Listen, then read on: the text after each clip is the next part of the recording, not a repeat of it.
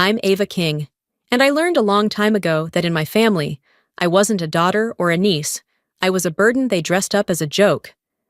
The night it finally broke me, my uncle looked me dead in the eye, laughed at the idea that I mattered, and said I should be grateful he still let me show up. Everyone laughed with him. Everyone. And in that moment, standing there with their eyes on me, their smirks slicing straight through my chest, something inside me cracked so loud it felt like the room tilted. I didn't argue. I didn't cry. I just stood there, knowing one day they'd see exactly who they were mocking. They just didn't know the truth was already moving toward them, at the speed of a jet engine. Summerlin looked exactly the same as it always did when my family gathered there, bright, polished, and expensive enough to make anyone feel underdressed. I slipped through the back gate into my grandfather's yard, the kind of place that could pass for a resort if you didn't know the man who owned it. Soft jazz drifted over from the speakers near the pool, and clusters of relatives stood around in perfectly curated outfits, laughing at the right volume, holding their glasses at the right angle. I stayed at the edge of it all, near the salad table, where no one lingered for long. My hand wrapped around a glass of water while everyone else sipped imported wine. The air buzzed with conversations about stock options, new Teslas, and real estate in Lake Tahoe. Not a single person looked my way, unless it was to glance at my shoes before turning back to whisper something behind a manicured hand. My family didn't shove you out of the circle. They simply made sure you never forgot where the line was. And I'd grown used to standing on the outside of it. The energy shifted when Darian King walked in. He didn't arrive like he was joining a birthday celebration. He arrived like he was stepping onto a stage. Assistants trailed behind him, carrying tablets and garment bags, and people parted to make room, eager for his approval.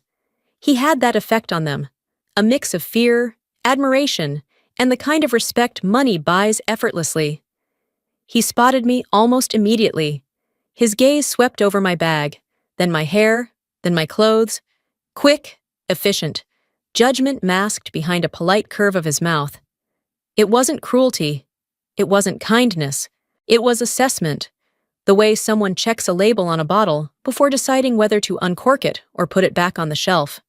He stepped closer, that faint, familiar smile still in place, and instinctively, deep in my chest, something tightened, because I knew that look, and I knew the night had only just begun. The party was swelling into its loud, glittery peak when Darian lifted his glass and announced that the entire family would be flying to Colorado for my cousin's wedding on his private jet. A few people applauded like they'd just witnessed philanthropy at work, and others turned to take in the news as if he'd offered each of them a seat personally.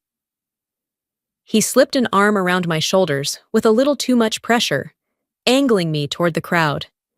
His voice rose effortlessly above the music and chatter. Ava can ride with us. I wouldn't want her worrying about airline tickets. The laughter that followed wasn't cruel in tone, but cruel in implication, and it rolled across the yard like a warm breeze everyone else enjoyed, but hit cold against my skin. I held my smile in place, the socially acceptable kind, though something tightened low in my stomach. Darian leaned closer, lowering his voice just enough to make the next part sting more. Just don't bring that heavy work bag, and stay in the back. I'll have VIP guests up front. He said it as if he were arranging luggage, not speaking to a person. But across the patio, my grandfather caught my eye and gave me a small nod. A tired, hopeful gesture, asking for just one night of peace. So I nodded along with him, letting the moment pass even as it scraped something raw inside me. A vibration pressed against my palm. DHS reminder: log all travel accurately. One sentence, one rule, one protocol that had weight no one here understood. I swallowed hard. If I refused the jet, I'd look dramatic. If I accepted without logging my movement, I'd violate federal policy. So I did what kept the night intact. I chose not to make a scene. I chose what looked simplest, even though it wasn't simple at all. I didn't know that choice was the first step toward everything spiraling out of control.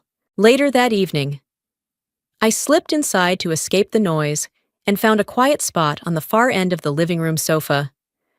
The party sounds blurred into a distant hum. Laughter, clinking glasses, music floating in from outside. All of it felt disconnected, like I was watching the night unfold from behind glass. I unlocked the secure DHS app and worked through the layers of authentication before entering the details for the upcoming flight. Aircraft type, departure time, pilot name, intended path. Every field mattered. Every entry had to align with FAA data, or the system would flag my movement as irregular, a status that wasn't just inconvenient, but alarming. No one in my family knew any of this. They never asked. They never cared. The less they understood, the easier it was for them to assume my work was something small, something forgettable. But being a custodian in cyber infrastructure protection meant holding access to specific SCADA entry points. It meant that if my location suddenly shifted without proper verification, DHS wouldn't assume a mistake. They'd assume a threat.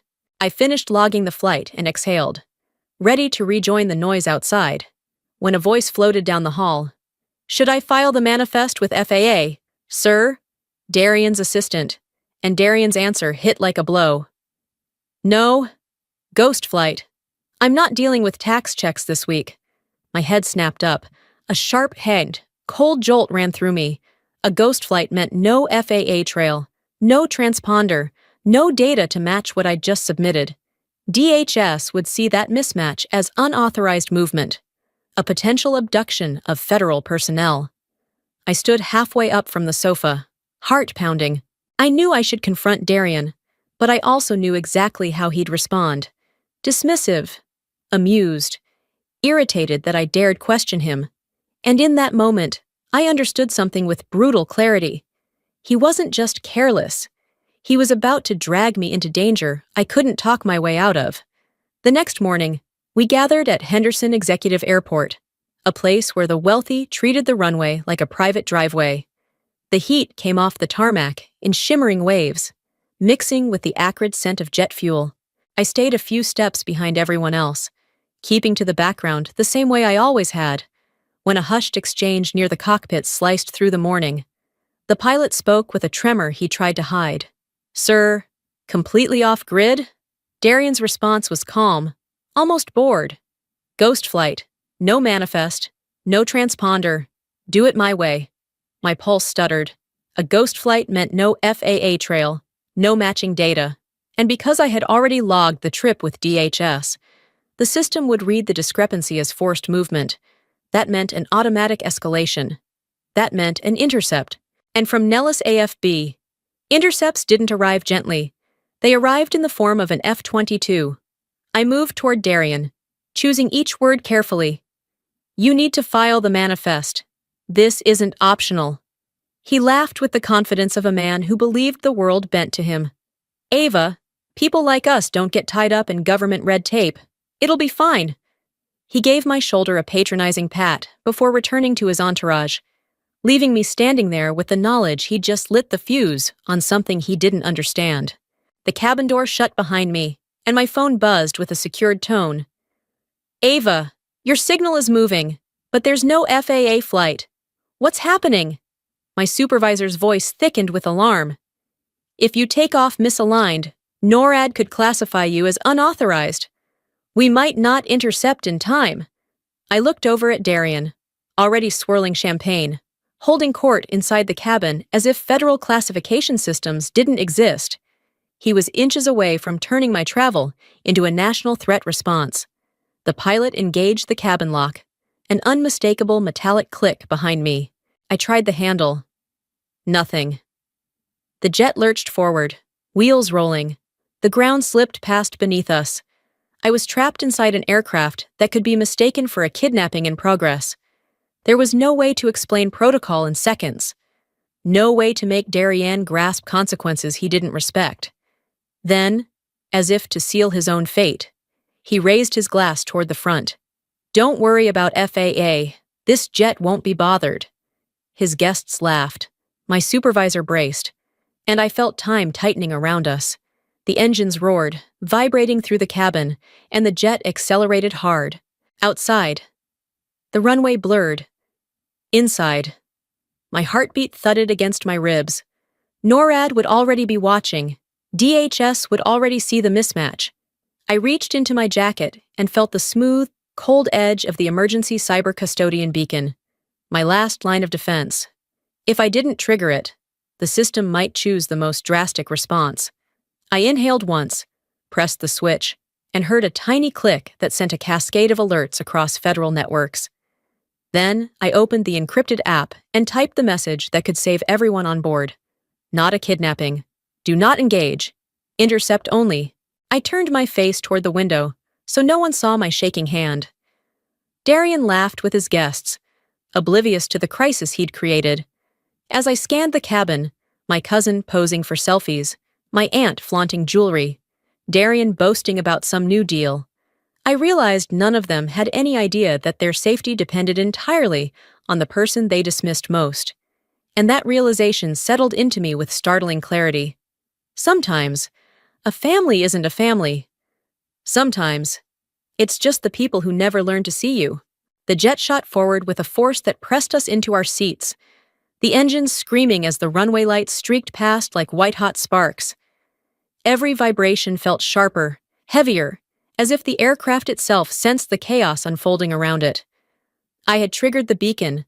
I had sent the intercept code, but federal protocols didn't answer to panic. They answered to rules.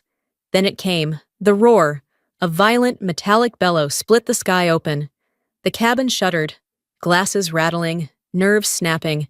I turned toward the window just in time to see an F-22 Raptor tear past at a parallel altitude, close enough that sunlight flared off its silver body like a blade sweeping across our fuselage.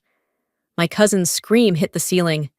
Her champagne glass slipped from her hand and shattered across the aisle, pieces scattering like ice. Shock rippled down the rows of passengers. The intercom crackled, the pilot's voice nearly breaking. "Mr. King, we're target locked. I don't know how." Darian lurched upright, fury rising to cover the fear in his eyes. Locked? By who? Who thinks they can threaten my aircraft? I met his stare, keeping my voice cold. You challenged a national defense protocol? Did you really think no one was watching? He swallowed hard, anger collapsing into the first flicker of dread. The jet jerked violently as the pilot obeyed ground command and forced a sudden deceleration. In the distance, a line of tan Humvees barreled toward us, fanning into a tactical V-shape. Passengers leaned into the windows, stunned, whispering prayers they hadn't said in years.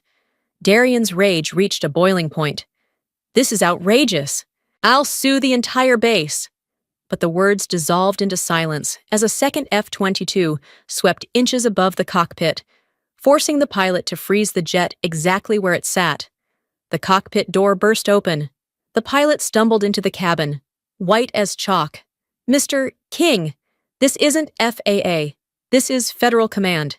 DHS and NORAD have ordered a halt. There's a federal cyber custodian being moved illegally on this aircraft." Every head turned toward me at once, wide eyes, trembling hands, dawning panic.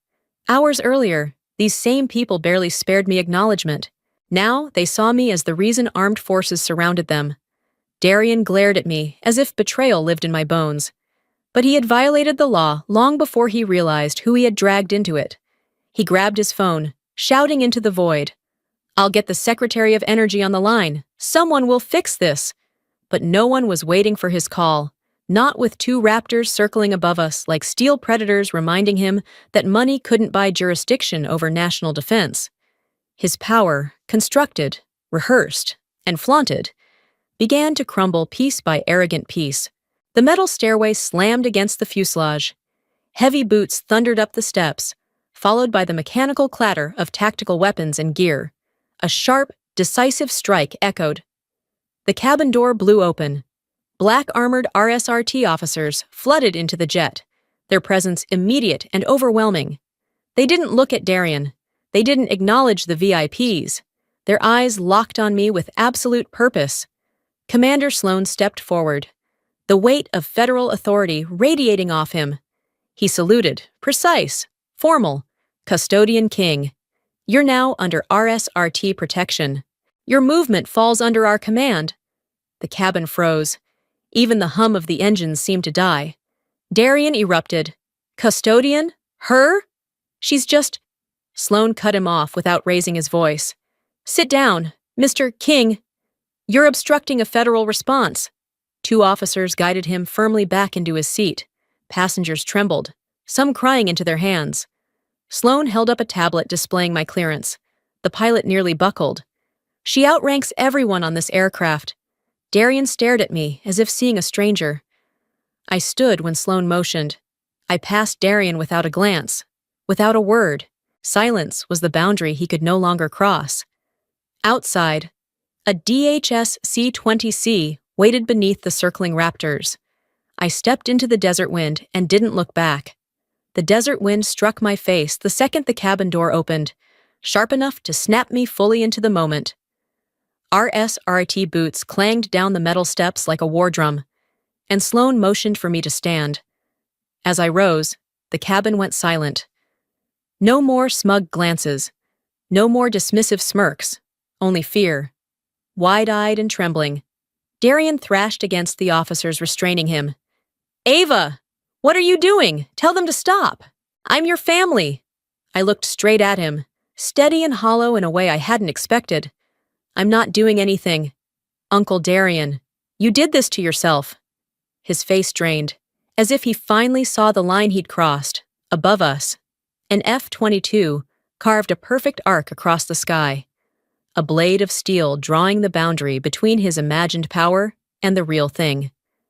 At the bottom of the stairs, a gray C-20C waited, quiet and purposeful. Sloane called up to me. Custodian King, your aircraft is ready. I descended without looking back, even when Darian shouted again, voice cracking. Ava, don't let them take me. Family doesn't gamble with federal law to save money, I said, and kept walking. The door closed behind me, sealing out the noise. For the first time, silence felt like freedom. 3 weeks after the runway incident, a DHS internal brief appeared in my inbox, stamped urgent but written with the detached precision only federal language can manage.